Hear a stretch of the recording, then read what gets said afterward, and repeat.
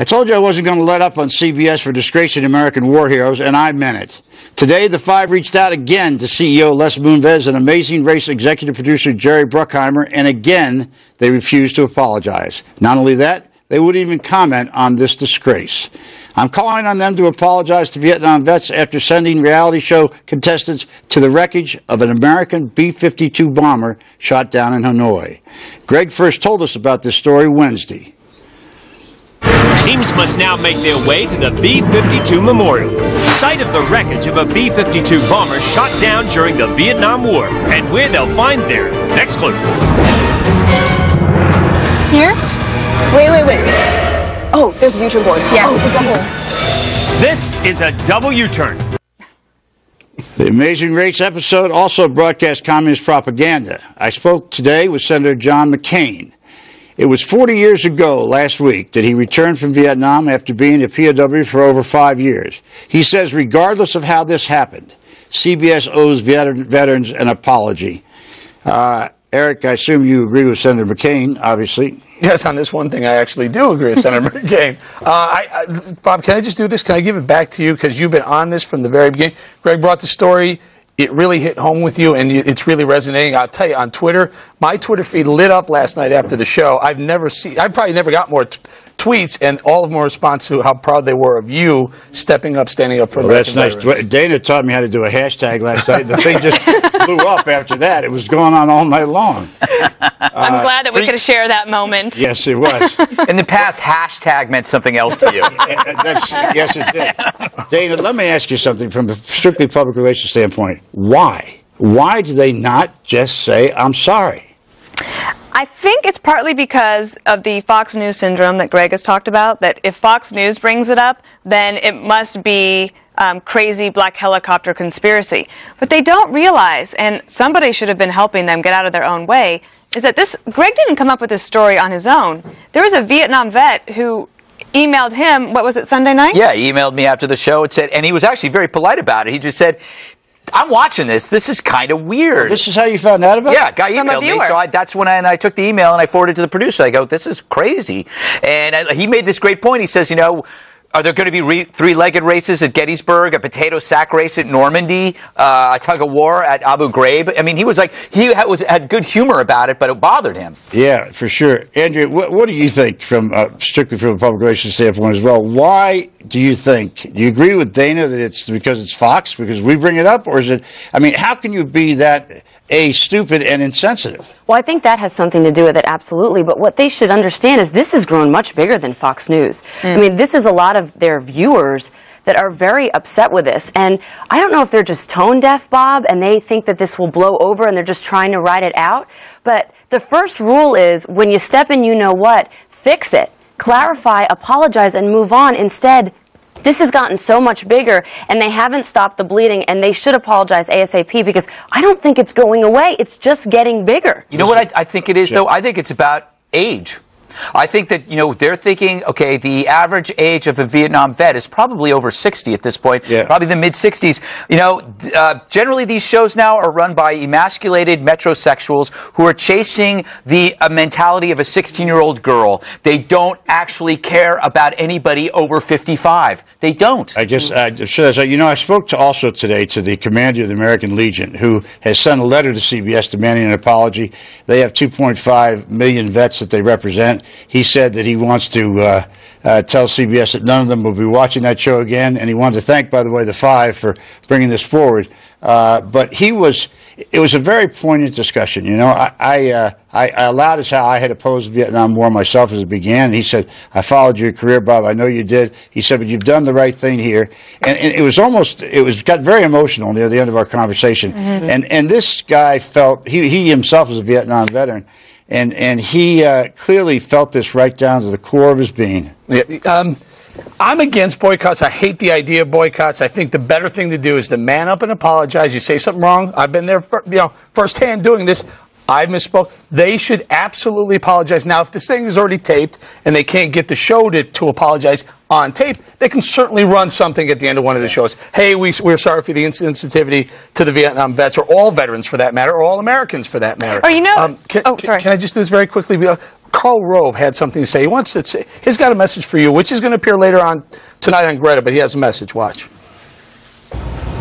God bless Bob Beckel for standing up on this issue. This was tone deaf, insensitive, callous, and stupid on the part of CBS to do this. They allowed themselves to insult every Vietnam-era veteran and their families, and those particularly who cherish the memory of someone lost in that conflict by doing this. I cannot imagine what idiot producer at CBS did this, and CBS ought to take action. And Bob was right to stand up and say something about it, and I really applaud him for doing so. You can circle your calendar. There's 2 times I've agreed with Senator McCain and Karl Rove in the same segment. In one show. And Bob. My worlds are colliding. And all of us agree with Bob. You know how the guy says it's a double U-turn? Yeah. It's a double mistake. Because having the contestants go there in the first place, so it's either ignorant or willful. And now you could maybe add a triple U-turn or triple mistake, because now instead of just saying, we meant no offense, and we will be more sensitive in the future, and letting this go, because we would never talk about it again. Now you have primetime shows covering it. I would also imagine that there are a lot of Iraqi and Afghan war vets who will stand with the Vietnam vets and say, we're going to stand with them because this could happen to us in the future, and we want people to know what our sacrifice was and how we fought for our country and our freedoms and what our country asked us to do. Right. I do think that these producers are, they probably think Ho Chi Minh is a type of sushi and POW is a new song by One Direction. So I have an idea. We should have a reality show where they send contestants to a location where Americans have died, and the first contestant to recognize and refuse participation gets to punch the producer in the face. That's what I was thinking about the contestants. Wouldn't it be great if one of those contestants actually came forward and said, you know what, I didn't know, or I'm ashamed, or I apologize. And the producers, at first we chalked it up to, this is likely a producer who doesn't know better and an executive who does know better. But to your point, Dana, it does appear like they know better. And that's what's upsetting, because people aren't taught the lessons of history and the sacrifices that our troops made. That's why, if it is about Fox, it's really insulting, because it's not about Fox News, it's not about the viewers, it's about the veterans who made the sacrifices, it's about the atrocities, it's about the evil. And you know what, Bob, I'm not sure a lot of people understand it, and what's most shameful is now they do. They have no excuse. The executives can't say, we didn't know, we weren't sure. They know, they're choosing to not say anything, and that is what is upsetting. I don't think it's about Fox. Jerry Bruckheimer is not a 20-something. He's been around. He knows what's going on, and frankly, I don't think he's partisan. I think he's just a guy who blew it. This is more about character.